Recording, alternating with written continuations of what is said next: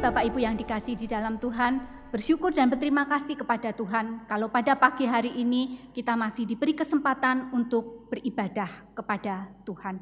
Mari kita bangkit berdiri, kita akan bersaat teduh terlebih dahulu.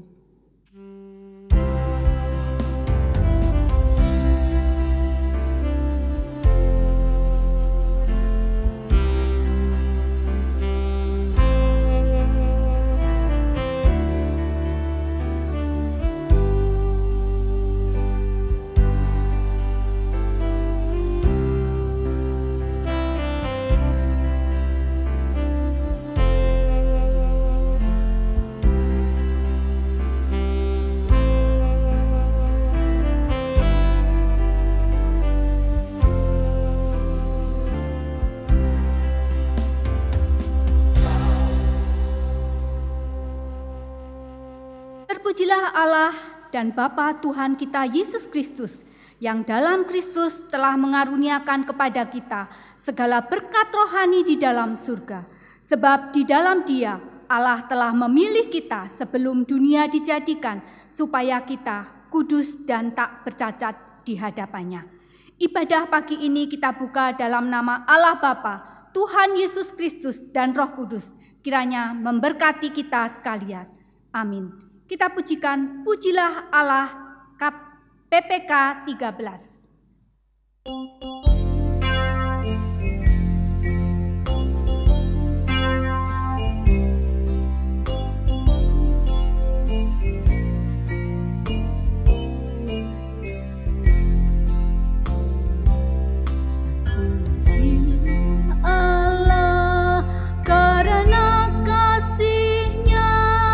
Mengutus Yesus yang mati dan telah bangkit. Haleluya, puji Tuhan. Haleluya, amin. Haleluya, puji Tuhan. Kasih-Nya besar. Pujilah Allah karena memimpin kita menuju keselamatan. Haleluya, puji Tuhan. Haleluya, amin. Haleluya, puji Tuhan. Kasih-Nya besar. Pujilah Allah, Anak domba Allah yang menanggung dan menghapuskan dosaku. Haleluya, puji Tuhan. Haleluya, amin. Haleluya, puji Tuhan. Kasih-Nya besar.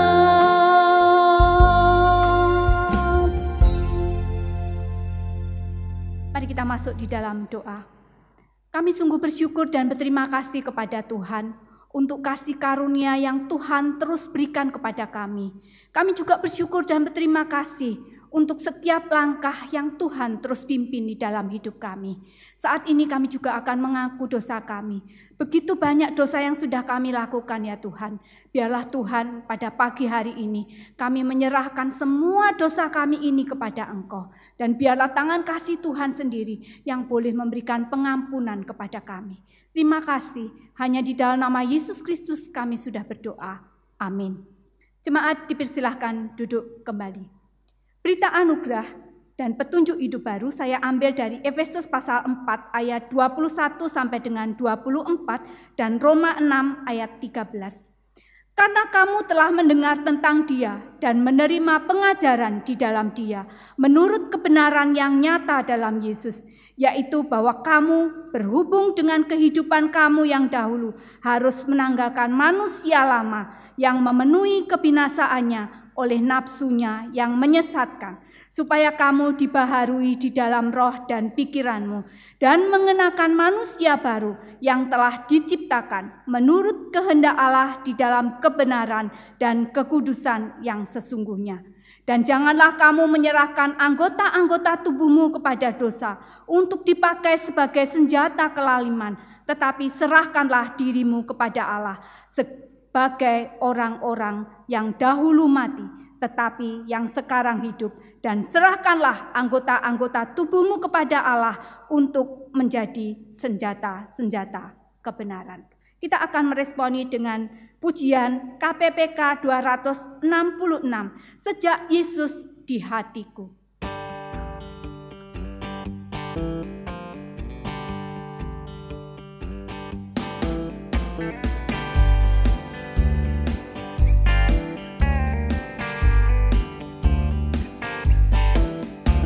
Hidupku ada perubahan yang ajaib sejak Yesus di hatiku. Jiwaku rindu pencerahan terangnya sejak Yesus di hatiku. Sejak Yesus di hatiku. Sejak Yesus di hatiku. Bagai gelora ombak hatiku senanglah. Sejak Yesus di hatiku.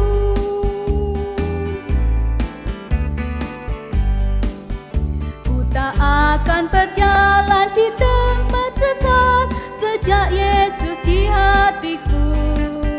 Meski banyak dosa namun Dia sucikan sejak Yesus di hatiku. Sejak Yesus di hatiku. Sejak Yesus di hatiku. Bagai gelora ombak hatiku senanglah. Sejak Yesus di hatiku.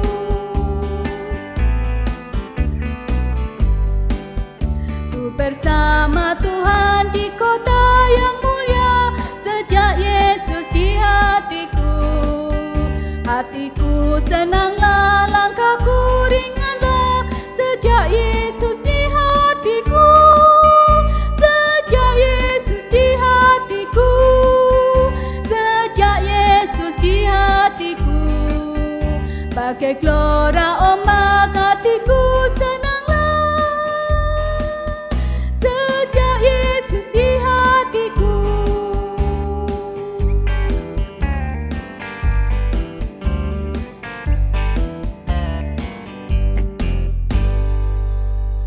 Saya undang jemaat sekalian untuk bangkit berdiri. Kita akan mengucapkan iman kita, yaitu pengakuan iman rasuli. Pengakuan iman rasuli.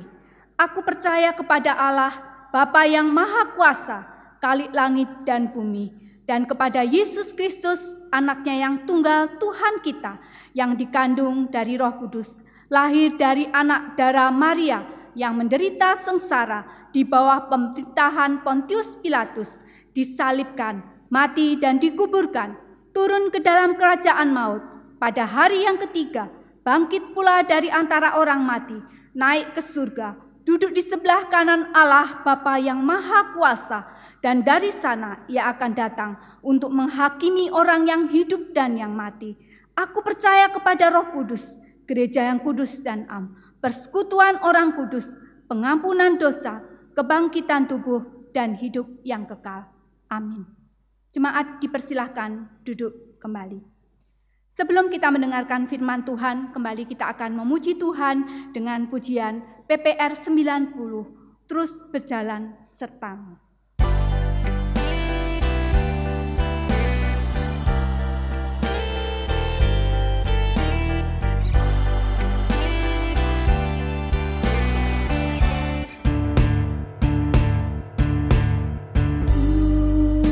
Tuhan hamba mengaku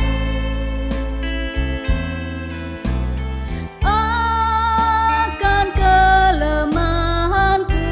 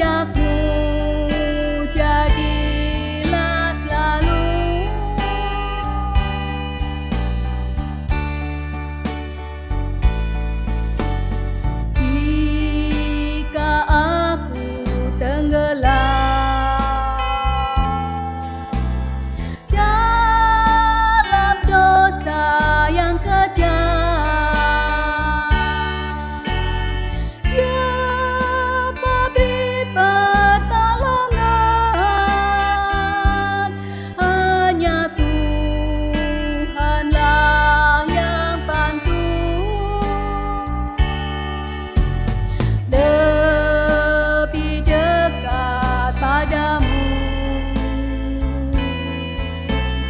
Itu permohonanku,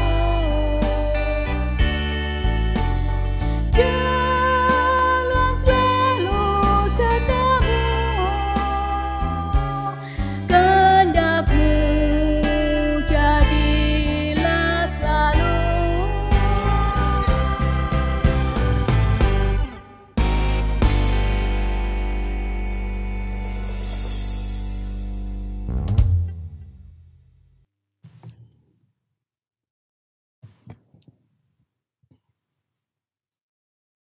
Shalom, selamat pagi saudaraku yang dikasih oleh Tuhan. Senang kita boleh kembali beribadah bersama-sama di pagi hari ini. Di minggu yang pertama di bulan Oktober ini. Mari sebelumnya kita berdoa mohon belas kasihan dan hikmat Tuhan. Bapa yang baik yang mengasihi kami bersyukur bahwa waktu yang kami boleh lewati, kami merasakan penyertaan dan kuasa Tuhan. Kami pada saat pagi hari ini datang memohon belas kasihan dan rahmat Tuhan supaya kami boleh belajar bersama-sama kebenaran firman Tuhan. Urapi kami semua ya Tuhan, di dalam anugerah-Mu biarlah kuasa Roh Kudus boleh bekerja menerangi hati kami. Terpujilah Engkau di dalam nama Tuhan Yesus Kristus. Kami sudah berdoa dan kami mengucap syukur. Amin.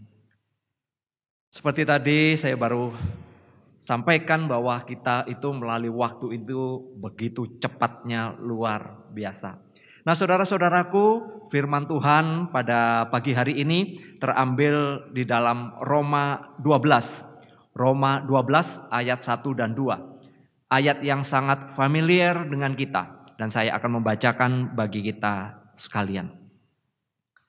Karena itu saudara-saudara, demi kemurahan Allah, aku menasehatkan kamu supaya kamu mempersembahkan tubuhmu sebagai persembahan yang hidup, yang kudus, dan yang berkenan kepada Allah. Itu adalah ibadahmu yang sejati. Janganlah kamu menjadi serupa dengan dunia ini, tetapi berubahlah oleh pembaharuan budimu, sehingga kamu dapat membedakan manakah kehendak Allah, apa yang baik, yang berkenan kepada Allah, dan yang sempurna. Berbahagialah kita yang boleh membaca, merenungkan, dan juga melakukan firman Tuhan ini. Saudaraku, pernahkah saudara bergumul dengan perubahan di dalam diri saudara sendiri? Yang mana saudara ingin sungguh-sungguh berubah dengan sesuatu yang buruk yang terjadi di dalam kehidupan Anda. Dan tidak sedikit mungkin Anda menjadi stres tatkala Anda belum mampu untuk berubah dan masih terus jatuh di dalam dosa. Saudara, di dalam pergumulan saya secara pribadi, khususnya di dalam awal pertobatan saya, 31 tahun yang lalu, saya sungguh bergumul dengan banyak hal, khususnya dengan segala perbuatan-perbuatan dan kecenderungan dosa yang sering saya lakukan. Yang pada waktu itu sering kali membuat saya menjadi putus asa. Kenapa saya terus gagal? Kenapa saya tidak berhasil? Namun saudara-saudara, oleh kasih dan kemurahan Allah, oleh belas kasih karunia Allah yang terus bekerja di dalam kehidupan pribadi saya, membimbing saya untuk belajar tunduk, untuk belajar taat, maka saya boleh menikmati proses perubahan itu terjadi di dalam kehidupan saya.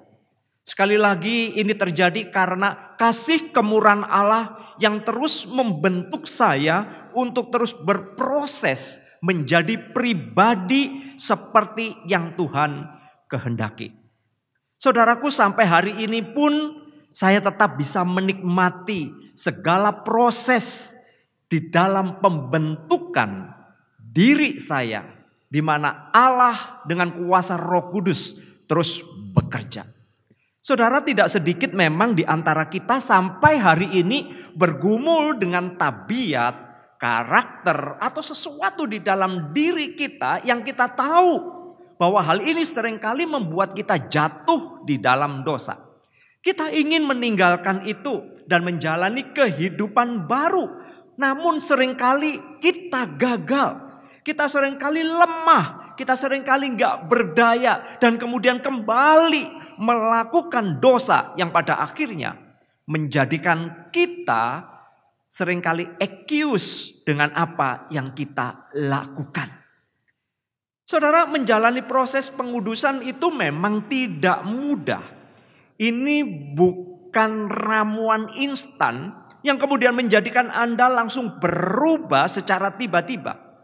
Melainkan sesungguhnya ini adalah sebuah perjalanan iman yang terus berproses sepanjang kehidupan kita. Saya memberikan satu istilah yaitu spiritual journey. Yaitu sebuah perjalanan pembentukan diri kita untuk menjadi pribadi seperti yang Tuhan inginkan. Dan tentu saja saudara akan membawa kita untuk boleh menjadi serupa dengan Kristus. Nah saudara, pertanyaannya adalah dari mana kita memulainya? Bagaimana kita mengawalinya untuk kita benar-benar mengalami sebuah perubahan? Benar-benar mengalami sebuah transformasi di dalam kehidupan kita. Nah saudara, di dalam bacaan firman Tuhan pagi ini kita melihat bagaimana Rasul Paulus memberikan nasihat dan dorongan kepada jemaat yang ada di Roma agar mereka menjalani kehidupan baru dengan terus berfokus kepada Kristus. Yaitu dengan cara mempersembahkan diri mereka kepada Allah. Sehingga mereka adalah pribadi-pribadi yang terus-menerus memuliakan Allah di dalam kehidupan mereka. Pribadi yang memuliakan Allah adalah pribadi yang hidup selaras dengan kehendak dan rencana Allah. Hidup sesuai dengan aturannya Allah.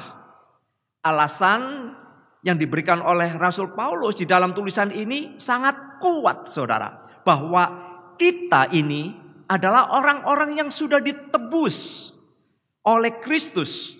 Dan saudara-saudara, kita sekarang sudah menjadi milik kepunyaan Kristus, milik kepunyaan Allah. Jadi saudara, karya Kristus telah menjadikan saya dan saudara masuk ke dalam yang namanya relasi dengan Allah. Sesungguhnya karya Kristus telah melepaskan kita dari kuasa dosa, menjadikan kita manusia baru. Dan sekarang saudara, kita hidup bagi Allah. Saudara-saudaraku, jika kita mengamati pasal 12 ini, tentu saja tidak lepas dari pasal-pasal sebelumnya, yaitu pasal pertama hingga pasal yang ke-11.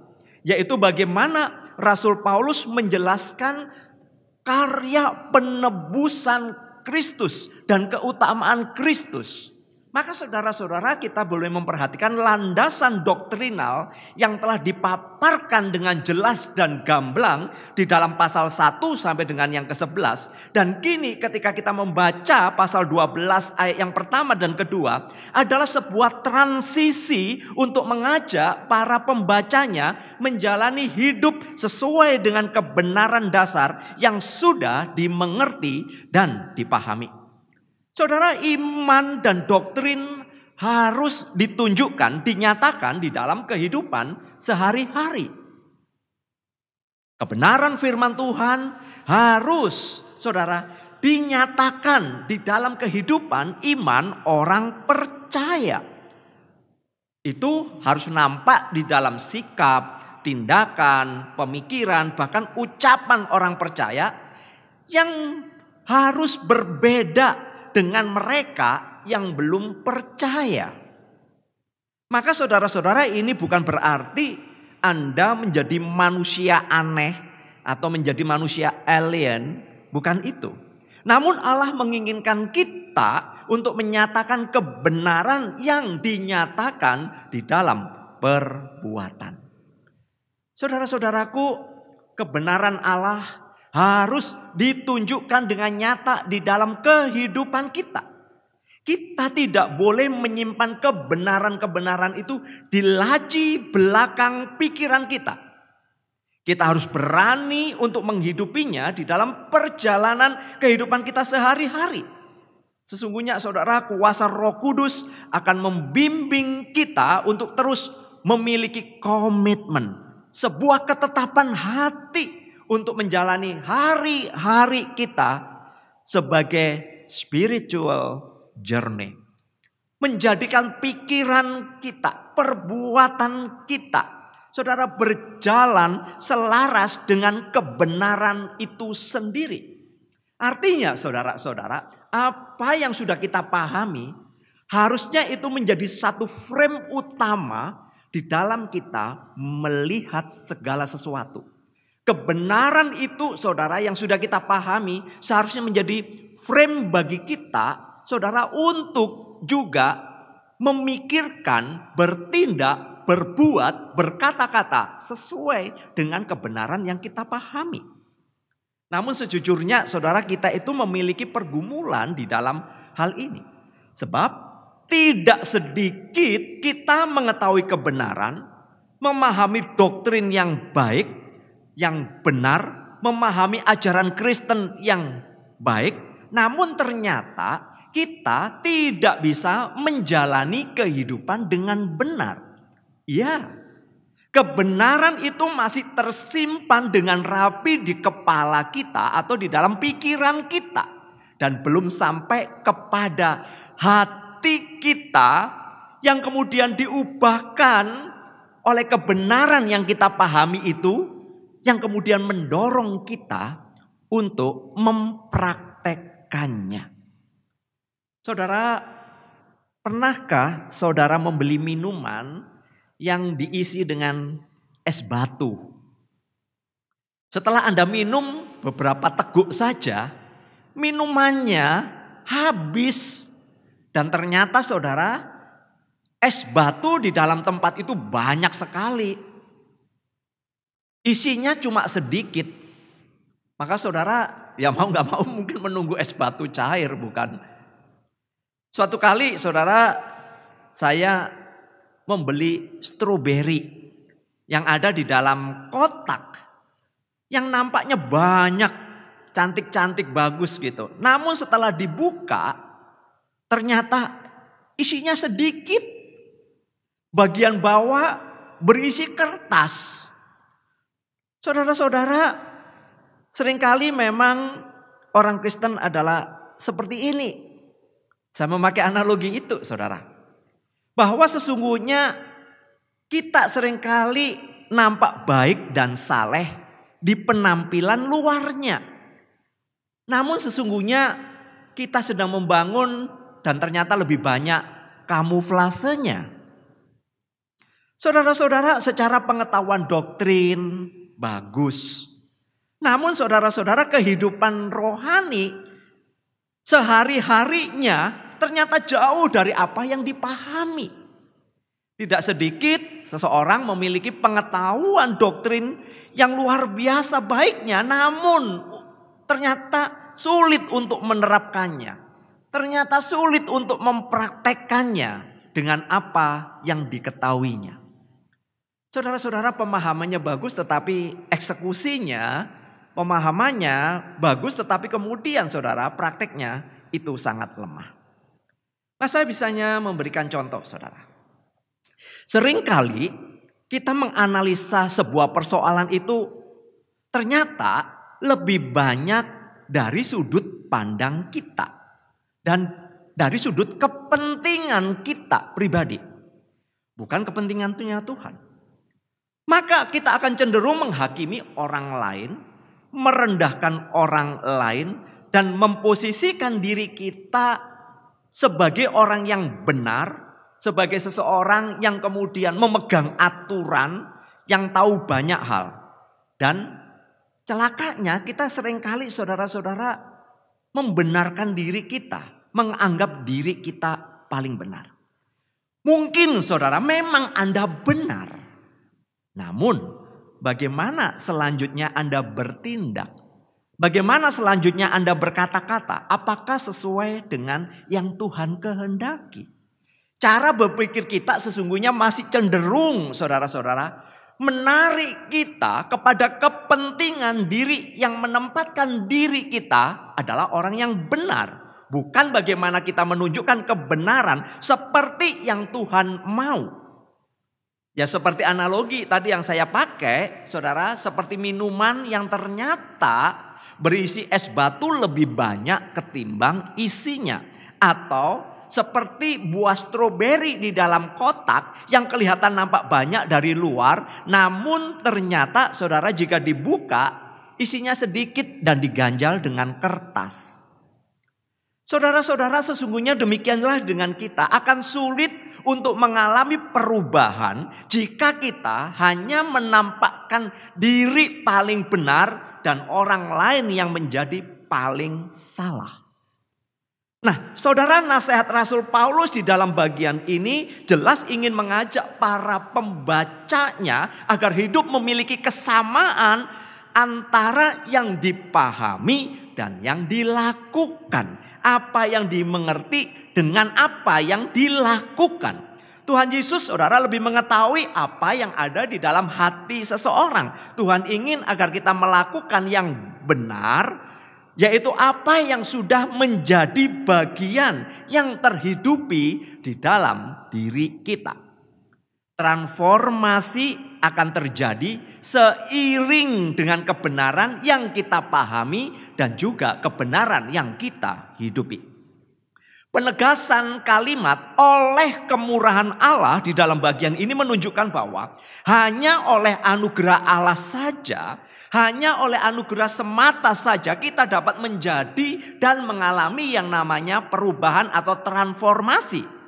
Anugerah Allah di dalam Kristus Yesuslah yang membawa dosa-dosa kita diampuni, dan hanya oleh anugerah itu kita juga dibenarkan oleh Allah. Kebenaran Allah yang melingkupi kita itulah yang akan mengerjakan apa yang Allah mau dan Allah kehendaki untuk kita kerjakan. Saudara, transformasi di dalam diri orang percaya adalah sebuah proses yang terjadi sepanjang hayat kehidupan orang percaya itu sendiri. Tidak ada kata lulus di dalam pembentukan ini. Tidak ada. Namun kita boleh memakai istilah yaitu naik kelas. Sampai kelak kita boleh berjumpa dengan Tuhan kita, Yesus Kristus. Maka disinilah oleh karena anugerah Allah kita ini berproses baik di dalam pikiran kita, di dalam hati kita, di dalam kehendak, sikap, perbuatan maupun perkataan. Nah, inilah saudara-saudara kemudian Rasul Paulus menyebutnya dengan istilah pembaharuan budi. Saudara, untuk dapat mengalami yang namanya pembaharuan budi ini, kita harus mempersembahkan diri kita secara total kepada Allah. Kita yang dulunya telah mati karena dosa-dosa kita, namun oleh kasih karunia dan anugerah Allah di dalam Kristus Yesus, kita ini dihidupkan kembali. Maka sesungguhnya hidup kita yang sekarang ini adalah bukan lagi menjadi milik kita, melainkan milik Kristus. Saudara, sesungguhnya Rasul Paulus di dalam pasal 6 menuliskan demikian. Ayat yang ke-11. Pasal 6 ayat 11. Demikianlah hendaknya kamu memandangnya bahwa kamu telah mati bagi dosa, tetapi kamu hidup bagi Allah dalam Kristus Yesus. Ayat 12. Sebab itu hendaklah dosa jangan berkuasa lagi di dalam tubuhmu yang fana, supaya kamu jangan lagi menuruti keinginannya. Ayat 13. Dan janganlah kamu menyerahkan anggota-anggota tubuhmu kepada dosa untuk dipakai sebagai senjata kelaliman.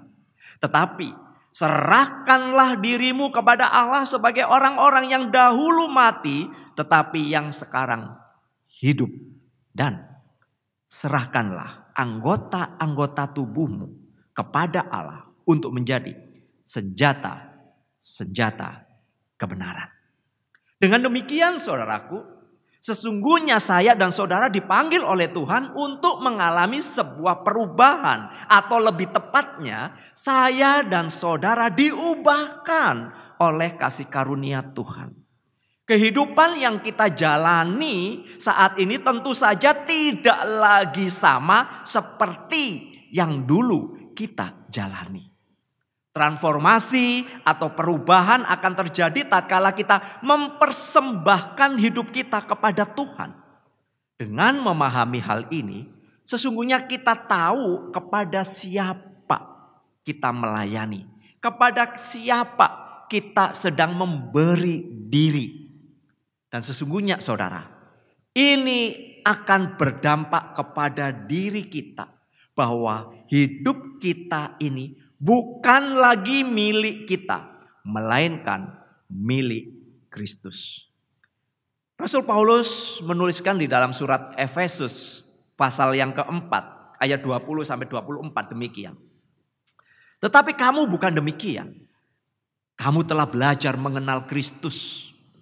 Karena kamu telah mendengar tentang Dia dan menerima pengajaran di dalam Dia menurut kebenaran yang nyata dalam Yesus. Yaitu bahwa kamu berhubung dengan kehidupan kamu yang dahulu harus menanggalkan manusia lama yang menemui kebinasaannya oleh nafsunya yang menyesatkan. Supaya kamu dibaharui di dalam roh dan pikiranmu.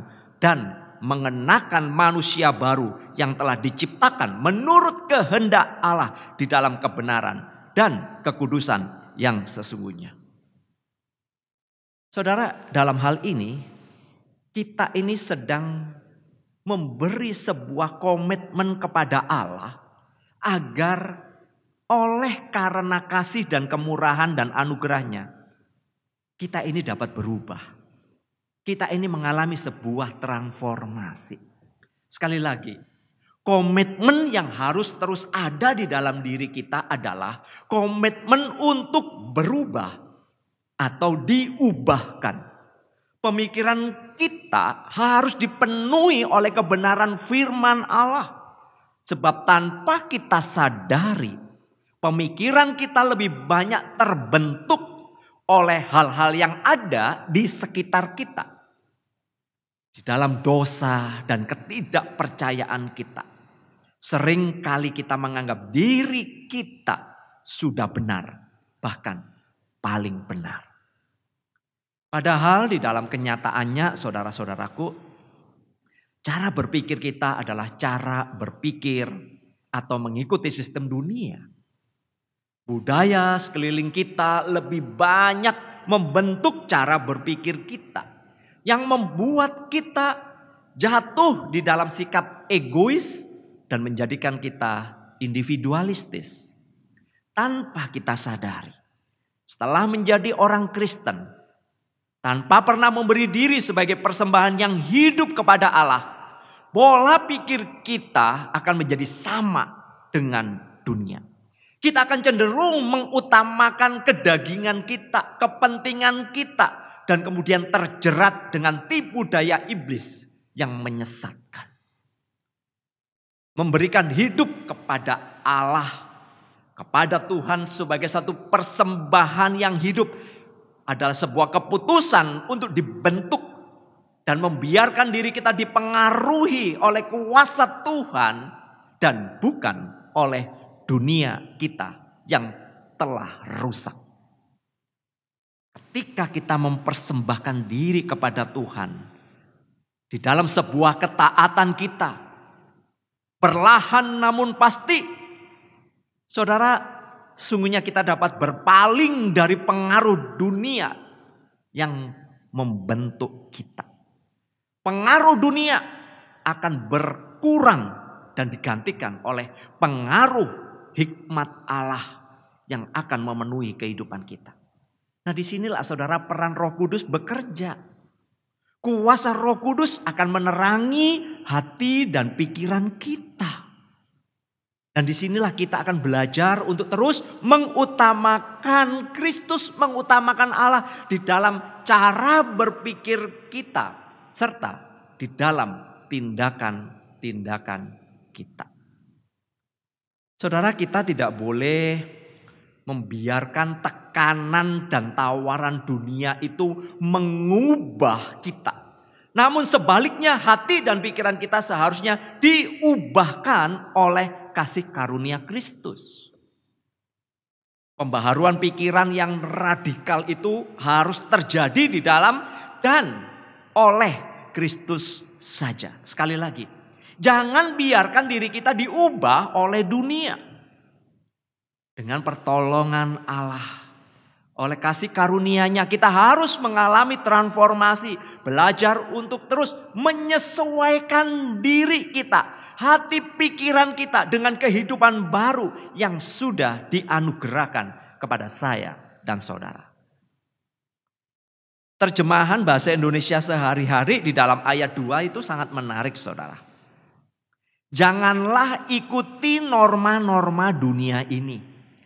Biarkan Allah membuat pribadimu menjadi baru supaya kalian berubah. Dengan demikian kalian sanggup mengetahui kemauan Allah, yaitu apa yang baik dan yang menyenangkan hatinya dan yang sempurna. Saudaraku, seringkali kita berpikir memahami bagian ini adalah bahwa kehendak Allah selalu berkaitan dengan hidup kita atau kepentingan kita. Kita mencoba membuat Tuhan seperti yang kita inginkan, sesuai dengan gambaran kita sendiri. Saudara, kita seringkali hanya mengejar kepentingan dan keuntungan diri kita sendiri. Namun sesungguhnya bagian ini bukan dimaksudkan demikian. Bagian ini bukan berfokus kepada kepentingan diri kita, melainkan Allah dan kemuliaannya. Saudara, kita harus memahami bahwa kehendak Tuhan itu adalah komprehensif dan sifatnya itu adalah kekal. Dalam bagian ini, saudara-saudaraku, kehendak Allah itu selalu berkaitan dengan seluruh ciptaannya dan selalu berorientasi kepada yang namanya kekekalan. Disinilah Tuhan ingin kita dapat mendemonstrasikan kasih-Nya kepada semua orang. Disinilah Tuhan ingin juga kita, saudara, menjadi saksi-saksinya melalui transformasi yang terjadi di dalam kehidupan kita. Saudara-saudaraku, cara hidup kita bukan lagi sama dengan dunia. Melainkan cara hidup kita pada saat hari ini adalah harus sesuai dengan kehendak Allah. Kita dapat mengerjakan kehendak Allah dan menjadi alat di tangan Tuhan. Berperan di dalam tujuan Allah yang agung itu, yang mulia itu. Tatkala kita mau menyatakan kasih itu yang diwujudkan, yang dibuktikan, yaitu dengan perubahan diri kita. Saudara-saudara, saya mengenal banyak orang dan masing-masing orang itu unik. Pribadi mereka itu unik. Khususnya di mata Tuhan ya, saya melihatnya. Seseorang bercerita tentang pergumulan dirinya di dalam melawan dosa. Bagaimana kecenderungan dosa yang sering kali ia lakukan. Pada saat ia kemudian berkomitmen untuk memfokuskan kepada kebenaran Allah, rencana Allah melalui hidupnya. Saudara, lambat namun pasti orang itu dapat mengalami yang namanya perubahan. Saudara, memang dia pernah gagal, tapi kemudian saudara dia bangkit kembali dan melalui proses transformasi yang dikerjakan begitu baiknya dengan komitmen yang kuat di hadapan Tuhan, keberserahan penuh kepada Tuhan. Ia bukan menjadi manusia super, namun kemudian dia menjadi manusia yang humble. Hati dan pikirannya benar-benar ditaklukkan oleh Kristus. Jebakan nafsu dosa dan iblis dilalui dengan pergumulan yang berat. Namun dia punya keyakinan bahwa kebersandarannya kepada Allah. Itulah yang membuat dia mampu untuk melewatinya. Saudara, di sisi lain juga tidak sedikit seseorang kemudian menjadi stres dengan dirinya karena tidak bisa berubah. Seringkali dia mengeluh dengan kegagalan, dosa yang sama dia lakukan, dan seringkali menjadikan seseorang menjadi frustasi. Tatkala fokus seseorang hanya kepada diri mereka sendiri, maka ia akan lebih banyak mengasihani dirinya sendiri dan hanya fokus kepada dirinya sendiri.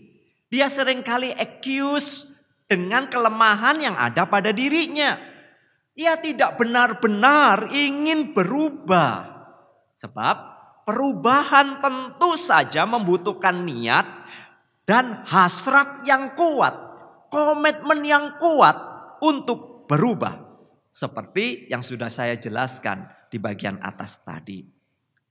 Saudara-saudara, kisah seorang wanita yang berdosa yang mengurapi kaki Yesus di dalam Lukas 7 ayat 36 sampai 50 dapat menjadi satu cerminan bagi diri kita. Arti tentang persembahan diri yang kemudian mengubahkan, yang membawa juga kepada pemulihan. Wanita ini dikenal sebagai wanita berdosa. Pada saat itu ia datang kepada Yesus dengan membawa buli-buli pualam yang berisi minyak. Saudara, sambil menangis, ia berdiri di belakang Yesus, di dekat kakinya. Dan kemudian dia membasuh kaki Tuhan Yesus dengan air matanya, lalu menyeka dengan rambutnya. Ia mencium kaki Yesus dan menuangkan minyak di kaki Yesus.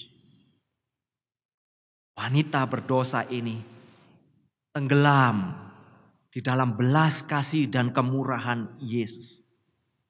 Ia tidak peduli, saudara, dengan apa yang diucapkan oleh orang lain yang hadir pada waktu itu.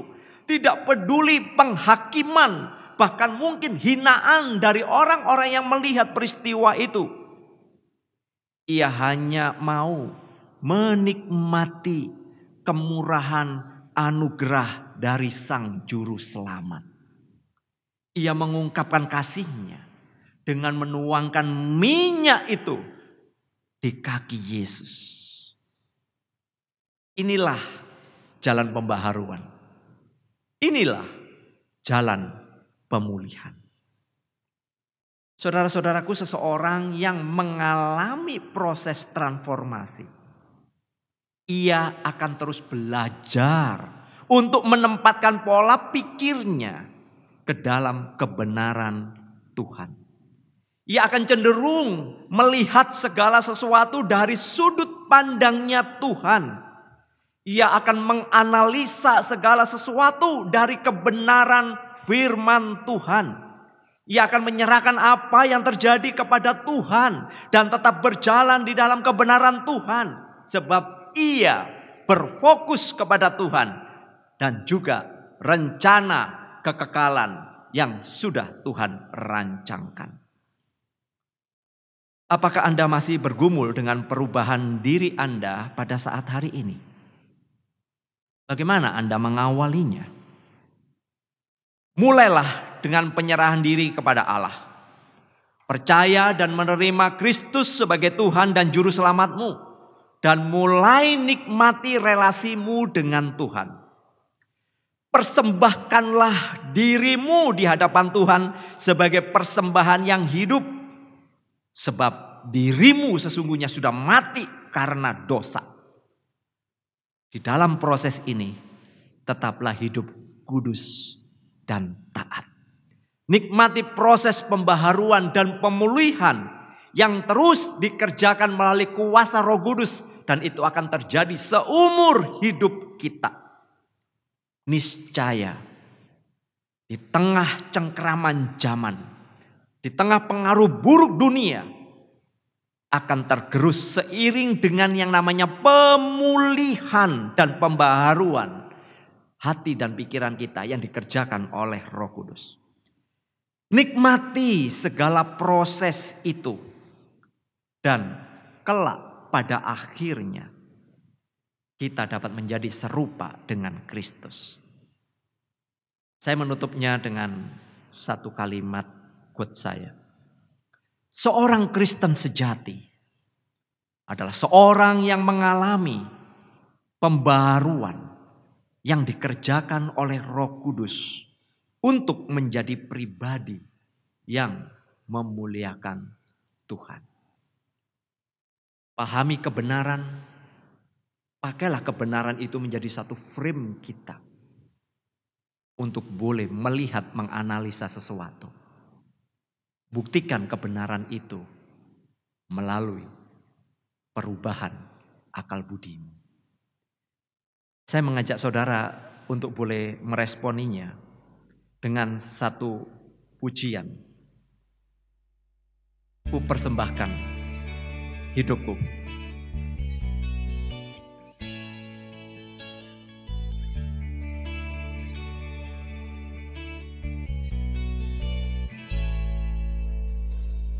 Ini aku, semua milikku,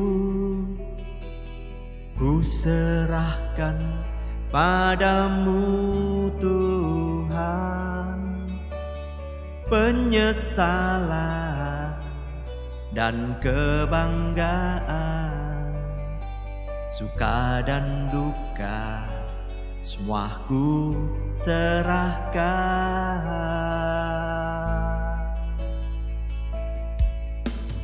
Yang telah lalu, yang kan datang, hasrat dan harapan yang terbayang,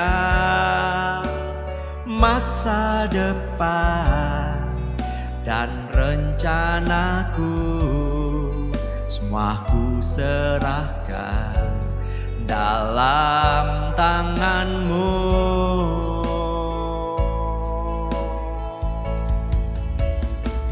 Ku persembahkan hidupku kepadamu Tuhan, untuk kemuliaan-Mu ku berikan hidup ini sebagai persembahan yang berkenan padamu.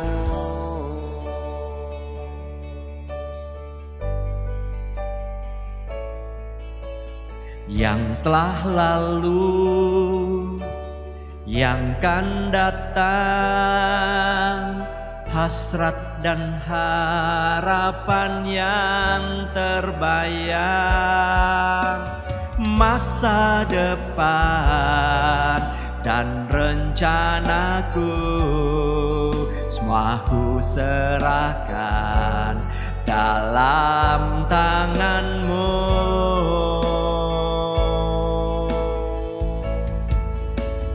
Ku persembahkan hidupku kepadamu Tuhan, untuk kemuliaan-Mu ku berikan hidup ini sebagai persembahan yang berkenan padamu. Ku persembahkan hidupku kepadamu Tuhan,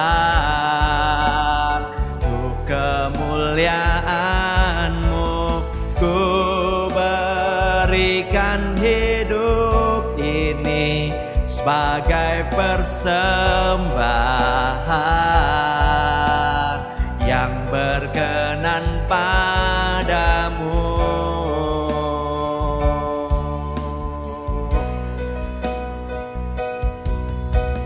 Ku persembahkan hidupku kepadamu Tuhan, untuk kemuliaan-Mu ku berikan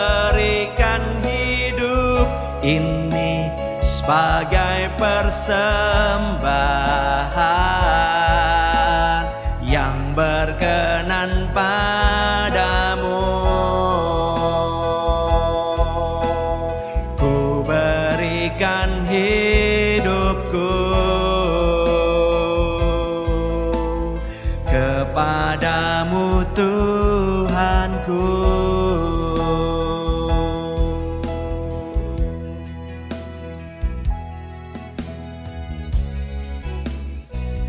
Ini kami Bapa, ini kami Tuhan. Kami datang kepadamu. Kami berikan hidup kami ini sebagai persembahan yang hidup kepadamu. Sebab sesungguhnya kami sudah mati oleh karena dosa-dosa kami. Namun oleh karya penebusan, melalui kuasa kematian Engkau dan darah-Mu, kami dihidupkan kembali. Dan oleh kasih karunia-Mu ya Tuhan, sekarang kami boleh menjalani anugerah ini untuk memberikan hidup kami. Sungguh berarti di hadapan Tuhan. Tolong kami agar kebenaran yang kami pahami tidak berdiam atau kemudian hanya sekedar bahan pemikiran dan wacana di dalam pikiran kami. Tetapi jadikan ya Tuhan, setiap kebenaran itu menjadi frame utama bagi kami. Tatkala kami menganalisa sesuatu, ketika kami berpikir, ketika kami berkata-kata, ketika kami bersikap, ketika kami bertindak. Ajar kebenaran firman-Mu yang menjadi tolak ukur kami. Bawa kepada kemuliaan-Mu ya Tuhan setiap apa yang kami kerjakan. Bapa, ini kami rindu menaikkan syafaat kami pada saat hari ini. Kami berdoa di dalam rencana pemilihan majelis dalam beberapa hari ke depan. Kiranya Tuhan boleh mempersiapkan segala sesuatu, baik teknis ataupun metode yang hendak dipakai.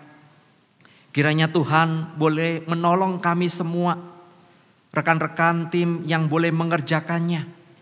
Terlebih khusus pada saat hari ini kami berdoa untuk calon-calon majelis yang sudah boleh dihubungi dan mereka saat ini sedang bergumul untuk mempersiapkan diri mereka.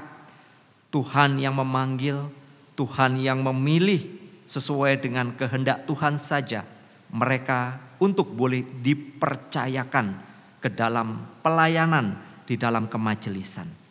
Tak lupa kami juga berdoa untuk persiapan rapat kerja di dalam penyusunan program gereja tahun 2022.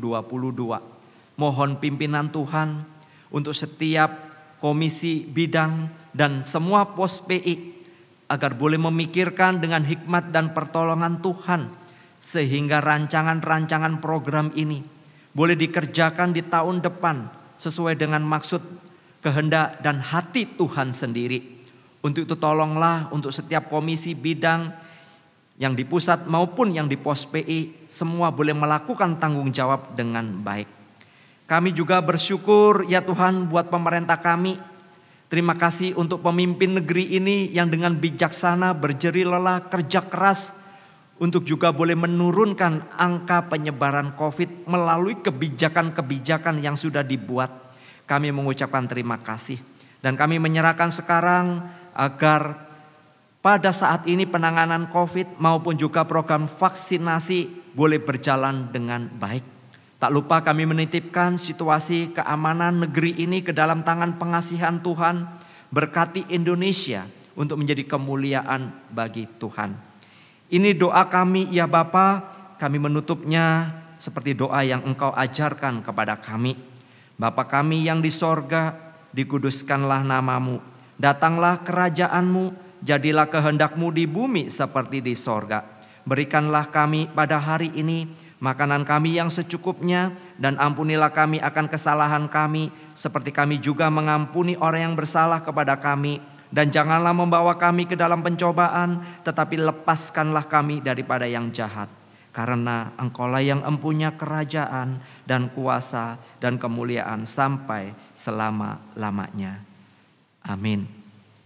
Jemaat yang dikasihi oleh Tuhan, sebentar lagi kita akan mengikuti sakramen perjamuan kudus. Untuk itu sekali lagi kita siapkan hati untuk kita boleh mengikutinya.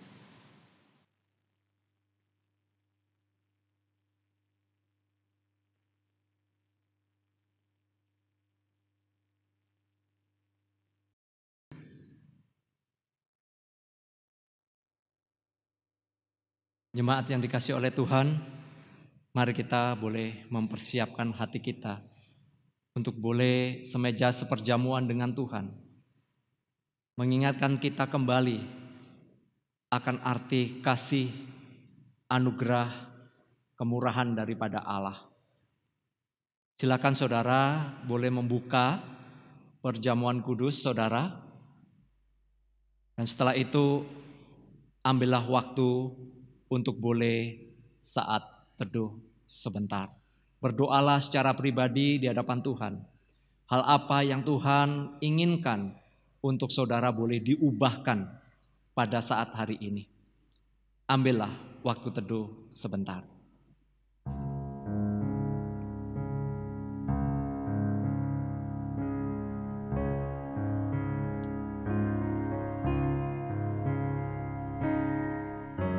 Jika demikian, apakah yang hendak kita katakan? Bolehkah kita bertekun dalam dosa, supaya semakin bertambah kasih karunia itu? Sekali-kali tidak. Bukankah kita telah mati bagi dosa? Bagaimanakah kita masih dapat hidup di dalamnya? Atau tidak tahukah kamu bahwa kita semua yang telah dibaptis dalam Kristus, telah dibaptis dalam kematiannya? Dengan demikian kita telah dikuburkan bersama-sama dengan Dia oleh baptisan dalam kematian, supaya sama seperti Kristus telah dibangkitkan di antara orang mati oleh kemuliaan Bapa. Demikian juga kita akan hidup dalam hidup yang baru.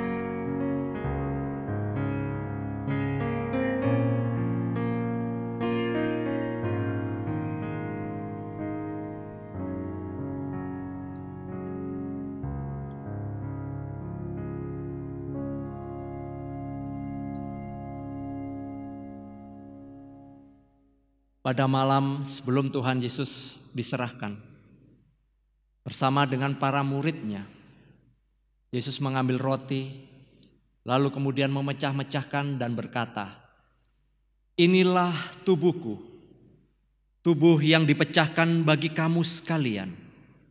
Perbuatlah ini menjadi peringatan akan aku.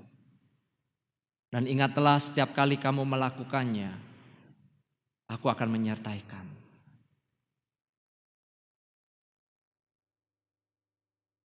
Lalu Tuhan Yesus mengambil cawan yang berisi air anggur dan berkata, "Inilah darahku, darah perjanjian baru yang dimateraikan bagi kamu sekalian. Perbuatlah ini juga menjadi peringatan akan aku."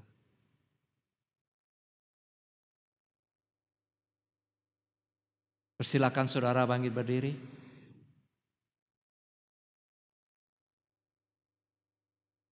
Angkatlah rotimu. Dan dengan ucapan syukur, makanlah.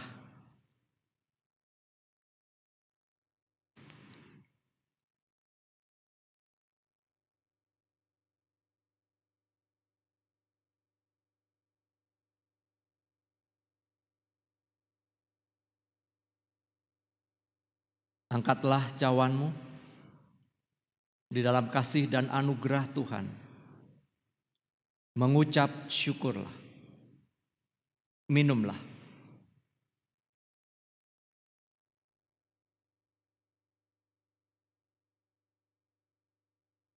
Mari kita berdoa.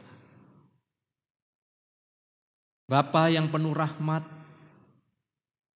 penuh kasih dan kemurahan, kami mengucapkan terima kasih, kami diingatkan kembali kasih dan pengorbanan-Mu di atas kayu salib. Ya Bapa, ajarlah kepada kami untuk boleh menikmati setiap proses pembentukan yang Tuhan sedang kerjakan melalui kebenaran firman-Mu, melalui bimbingan Roh Kudus. Kami boleh menjadi pribadi-pribadi yang semakin hari boleh diubahkan, dan sampai kelak akhirnya kami boleh melihat bahwa kami boleh menjadi serupa dengan Engkau. Tuntunlah perjalanan hidup kami ya Tuhan. Ketika kami lemah, ketika kami hendak jatuh di dalam dosa, kami mau dengan tekad yang kuat kami bersandar kembali kepada anugerah dan kemurahan-Mu. Tolong kami, berkati kami, dan mohon belas kasih-Mu mengiringi kami. Demi nama Tuhan Yesus Kristus, kami mengucap syukur dan berdoa. Amin.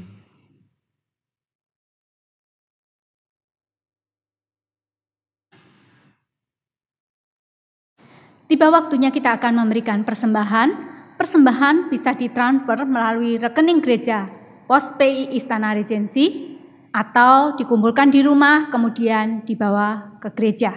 Kita akan memujikan pujian Penuhi Pialamu hari ini PPK 75 sambil memberikan persembahan.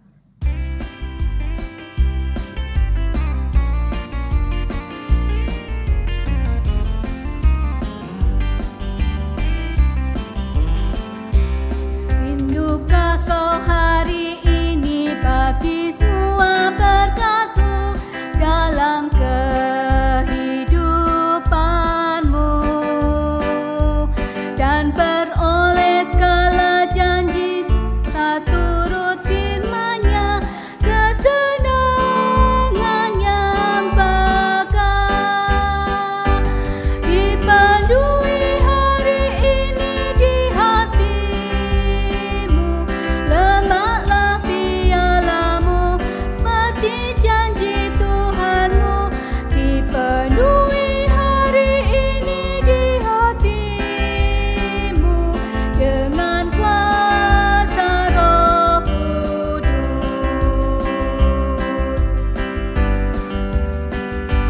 Bawalah pialamu kosong dari tanah liat, cuci dengan darah-Nya. Datang dengan kerendahan, keperluan yang besar, tunggu di hadirat-Nya. Dipenuhi hari ini di hatimu, lemaklah pialamu seperti janji Tuhanmu, dipenuhi hari ini di hatimu dengan kuasa Roh Kudus.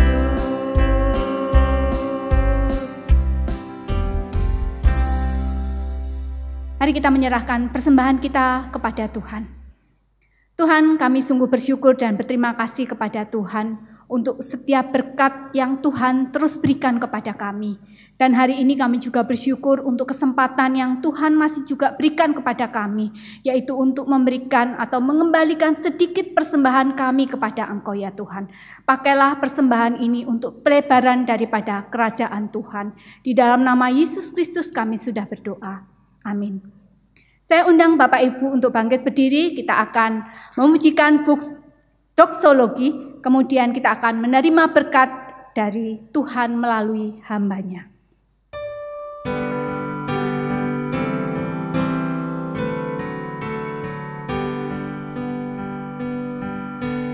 Puji Allah sumber berkat, puji Dia semua ciptaannya, puji Dia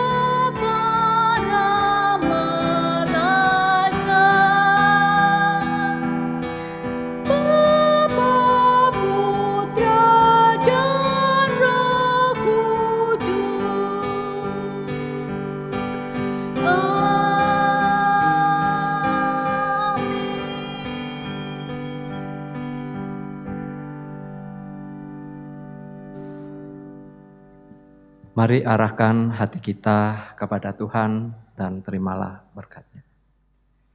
Kasih karunia dan damai sejahtera dari Allah Bapa, penyertaan dari Tuhan Yesus Kristus, bimbingan kasih Roh Kudus akan menolong kita, melingkupi kita hari ini sampai kedatangannya kedua kali. Amin.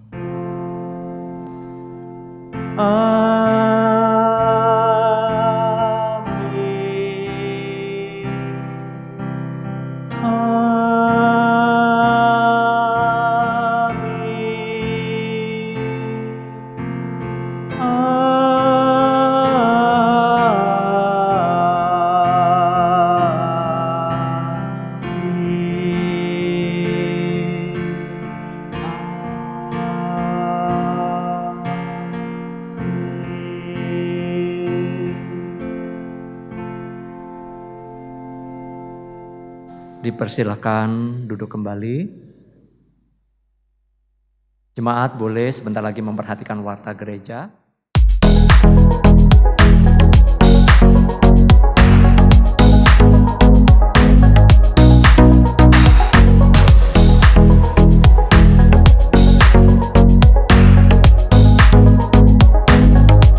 Selamat hari Minggu, Tuhan Yesus memberkati.